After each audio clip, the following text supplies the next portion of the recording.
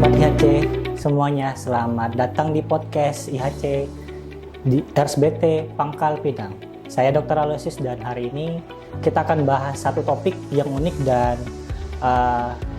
pastinya Sobat IHC belum pernah dengar, yaitu diabetes mellitus tipe 5. Nah, tentunya saya tidak sendiri, saya bersama narasumber luar biasa kita, yaitu dokter spesialis penyakit dalam, Dr. Komarudin. Selamat siang, Dok. Selamat siang, Dok. Apa kabar, Dok? Sehat, alhamdulillah. Ya, Dok. Baik, Dok. Langsung saja ya, Dok. Banyak sobat IHC kita nih belum tahu apa sih diabetes mellitus tipe 5 ini, Dok. Apakah jenis baru atau istilah lain dari sesuatu yang sudah ada? Oke, baik. Terima kasih sobat IHC sekalian. Sebelumnya perkenalkan, saya Dr. Komarudin, spesialis penyakit dalam dari Rumah Sakit Bakti Timah Pangkal Pinang. Hari ini topik yang lumayan menarik ya, Dok, yaitu mengenai diabetes tipe 5. Yang mungkin orang awam, bahkan tenaga medis sendiri pun kemarin sempat saya sampaikan ke acara podcastnya bahwa DM tipe 5 itu baru, Dok. Jadi baru dikenal, dipublikasikan oleh International Diabetic Federation itu pada tahun 2025. Jadi ini sangat-sangat fresh sekali, Dok, baru disampaikan dan bahkan sebagian orang belum tahu tentang diabetes tipe 5. Mungkin selama ini taunya diabetes tipe 1, diabetes tipe 2, diabetes gestasional atau kehamilan, kemudian diabetes tipe lain. Jadi sebelum lebih lanjut mungkin kita bahas mengenai tentang diabetes terlebih dahulu ya, Dok. Diabetes itu apa sih, Sobat IHC sekalian? Mungkin sudah tahu ya. Diabetes itu adalah peningkatan gula darah lebih dari normal disebabkan oleh satu, penurunan dari insulin, yang kedua resistensi insulin, atau kedua-duanya. Jadi penurunan insulin atau terjadi resistensi terhadap insulin sendiri.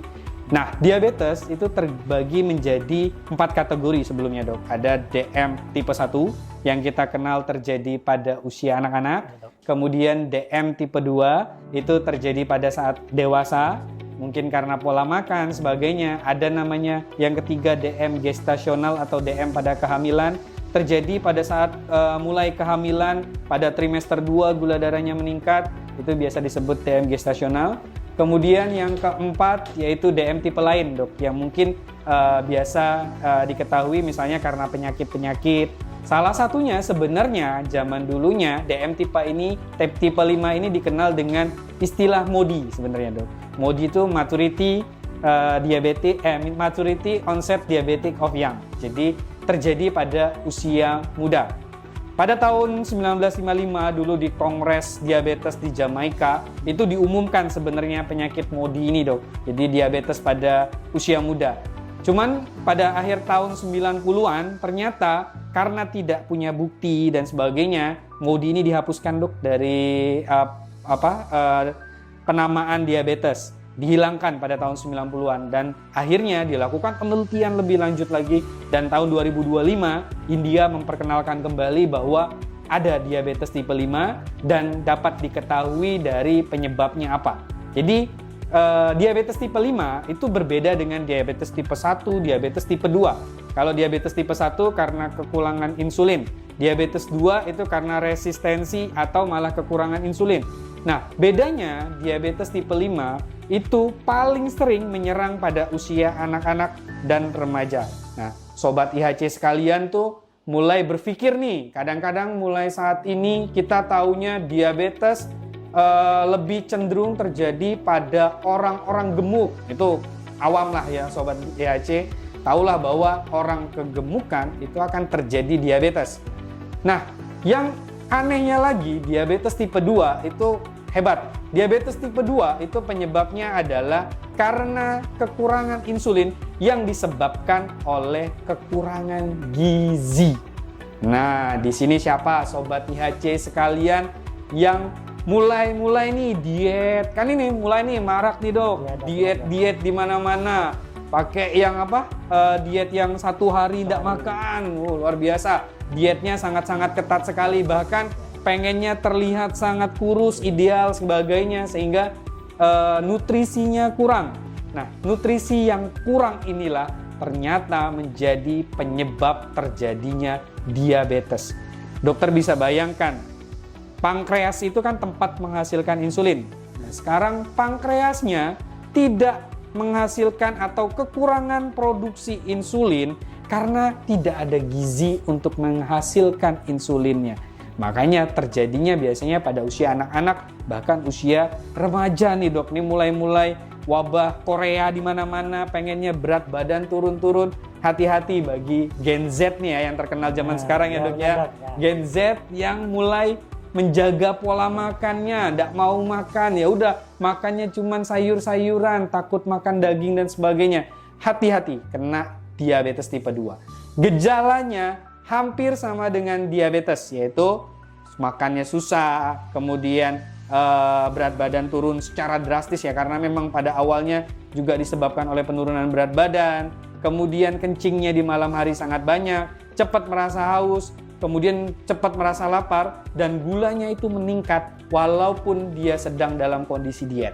Nah, itu yang disebut dengan diabetes tipe 5 dok. Jadi sebenarnya ini bukan istilah yang baru lagi. Sudah pernah dikenalkan, kemudian karena tidak ada bukti akhirnya dimulai dihilangkan. Tapi ternyata setelah diteliti lebih lanjut, DM tipe 5 itu sebenarnya nama lainnya sebelumnya adalah MODY dok. Jadi MODY itu dikenal dengan diabetes tipe 5. Oke dok.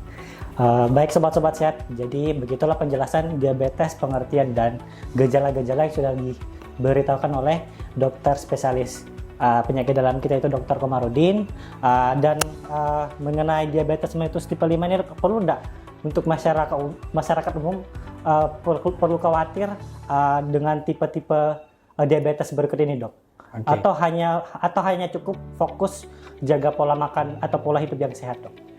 Oke, jadi gini dok, kalau diabetes tipe 5 ini sebenarnya kan penyebab utamanya balik lagi ya dok, karena kekurangan gizi. Nah, biasanya terjadi pada usia-usia remaja yang memang dia menekan nafsu makannya atau menekan makannya, nutrisinya ditekan sehingga nutrisi di dalam tubuhnya sangat kurang. Bahkan pankreas tadi yang saya jelaskan yang harusnya menghasilkan insulin, membutuhkan gizi-gizi tertentu, itu tidak dihasilkan dok. Jadi pankreasnya ya sudah tidak ada sama sekali produksi dari insulinnya, sehingga terjadilah diabetes tipe 5. Ini harus dikhawatirkan oleh orang tua. Kenapa? Karena selama ini orang tua juga mungkin tidak waspada terhadap apa yang dikonsumsi dan dimakan oleh anak-anaknya.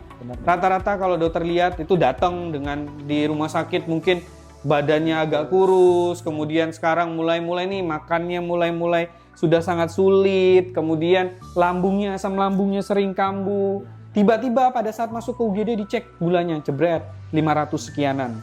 Nah, itu harus mulai waspada. Mungkin saja termasuk kategori diabetes tipe 5. Sebenarnya yang tadi saya bilang, diabetes tipe 5 bukan istilah baru. Sebenarnya istilah yang memang sudah kita kenal, namun dipopulerkan lagi oleh IDF, International Diabetic Federation, pada tahun 2025, bahwa ada yang namanya diabetes tipe 5. Paling tidak, mungkin bagi sobat IHC sekalian, mulai waspada bahwa anak-anak atau remaja yang mungkin menjaga pola makannya karena pengen kurus seperti artis idolanya, yang mungkin berat badannya pengen idealis tapi melupakan makanannya, hati-hati diabetes tipe 5. Jadi bukan cuman hanya orang gemuk sekarang yang kena diabetes. Orang atau remaja yang kurus sekalipun rentan kena diabetes tipe 5. Jadi waspada bagi ibu-ibu, mungkin bapak-bapak yang punya anak yang pengen atau mulai melakukan hal-hal seperti ini, tolong diingatkan anaknya bahwa resiko terjadi diabetes tipe 5 sangat tinggi sekali. Oke dok, untuk pengobatan diabetes tipe 5 ini dok sama dengan diabetes tipe 1 atau 2 dok? Oke, untuk diabetes tipe 5 sebenarnya yang paling penting adalah kita penegakan diagnosa terlebih dahulu ya dok.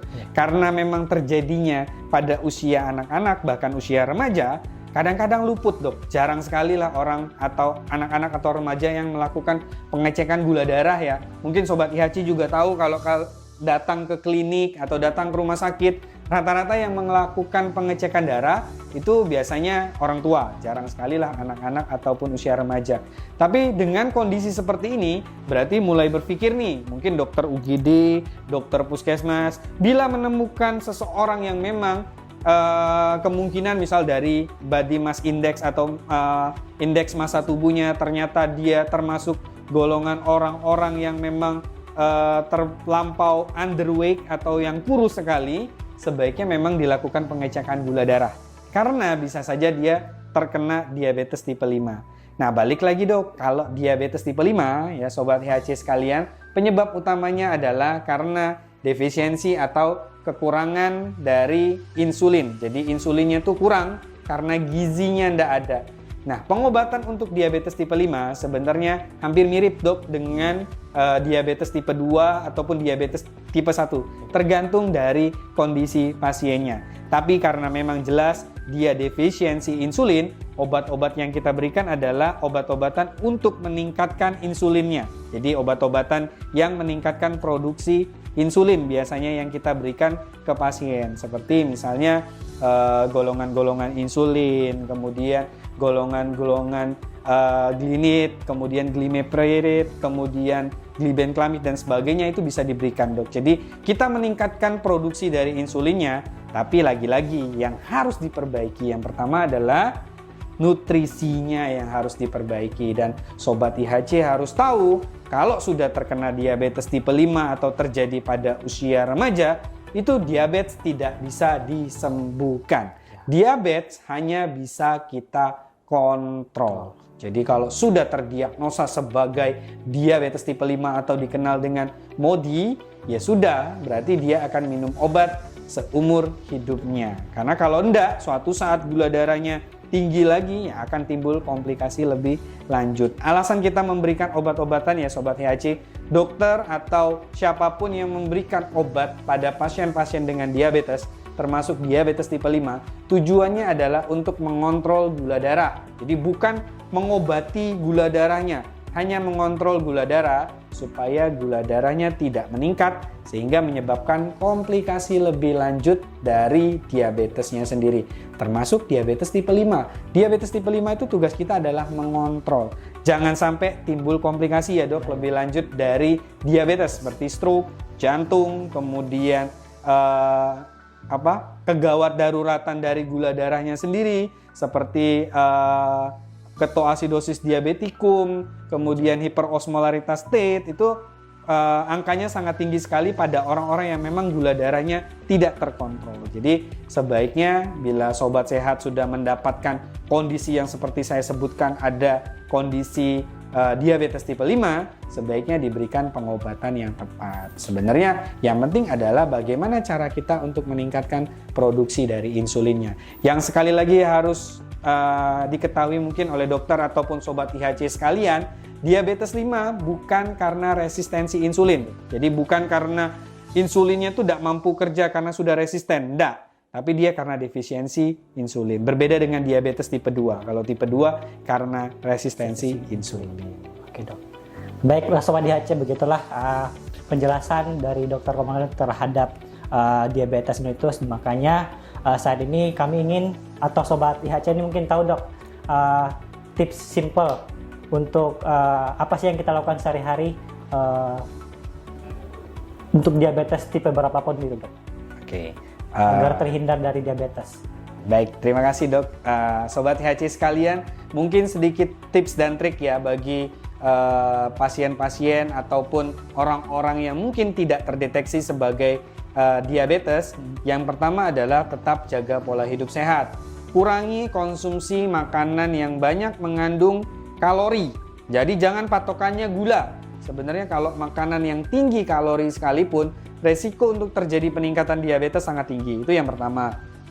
Pada pasien-pasien dengan diabetes tipe 1 ya kita tidak bisa merubahnya karena memang bawaan dari lahir ya dok. Itu biasanya akibat pada saat lahir terjadi gangguan pada pankreas sehingga pankreas tidak mampu menghasilkan atau mengeluarkan insulin sehingga gula darahnya meningkat. Kalau itu tidak bisa kita cegah. Tapi pada diabetes tipe 2 atau bahkan pada diabetes tipe 5 yang kita bahas hari ini dok, sebenarnya itu bisa dikontrol dengan sangat baik, yaitu dengan cara ya tadi. Satu, atur pola jaga makannya, olahraga secara teratur. Bagi yang menurun tinggi berat badannya, segera turunkan berat badannya ke berat badan idealis. Ya sobat IHC, jangan berat badan kurang.